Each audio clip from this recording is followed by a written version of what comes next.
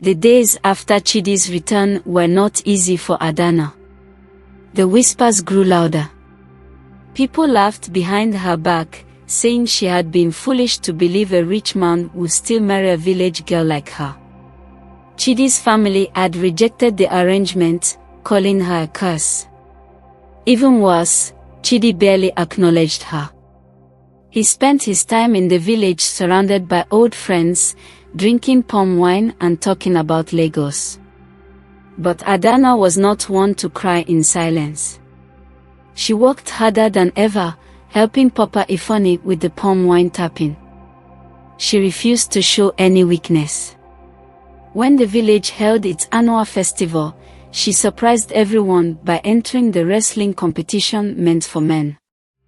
The crowd laughed at first, but their laughter turned to cheers when she defeated one challenger after another. She was not just strong, she was fearless. Chidi watched from a distance. For the first time, he looked at her with curiosity instead of indifference. She was no ordinary village girl. There was something different about her, something powerful. One evening, as Adanna prepared food for Papa Ifeanyi, she noticed that he looked weak. His hands trembled as he reached for his cup. "Papa, are you all right?" she asked. He smiled faintly. "Just tired, my daughter." But he was not just tired. The next morning, he collapsed outside their hut. Adanna screamed for help, but the villagers stood back. "It is the curse," someone muttered. "She has brought misfortune to her own father," another said. Adanna held him, tears streaming down her face. She begged for help, but no one moved. Papa Ifeanyi struggled to breathe, his hand gripping hers tightly. "Do not let them break you," he whispered before his eyes closed forever. Adanna wailed in pain, shaking him, but he was gone. The only father she had ever known was gone, and the village blamed her. Some said it was punishment for Chidi's rejection. Others said her presence had finally brought misfortune. She buried him with her own hands. Alone. And then, she left the village. She had no reason to stay where she was only seen as a curse.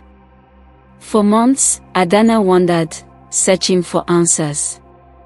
She traveled from one town to another, looking for someone who knew the truth about her birth. It was in a small town near the city that she finally found an old woman who recognized the story. "I remember your mother," the woman said. "She died giving birth to a baby girl. Her husband, too broken with grief, abandoned the child. He could not bear to look at her." Adanna's heart pounded.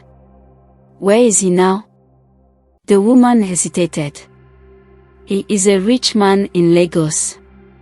His name is Chief Obinna." The name sent chills down Adanna's spine. She had heard it before. Chief Obinna was one of the wealthiest men in Lagos. He was also Chidi's business associate. Determined, Adanna traveled to Lagos and found his mansion. When she stood before him, Chief Obinna's face turned pale. He knew. Even before she spoke, he knew who she was.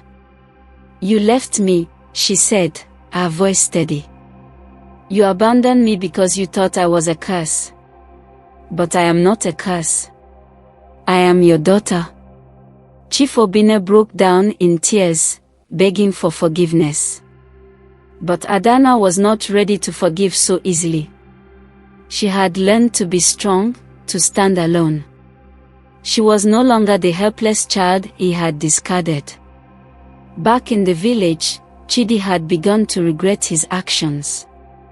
He had seen how Adanna had carried herself with pride despite everything. He had realized that she was worth more than money, more than status. When he heard she was in Lagos, he rushed to find her.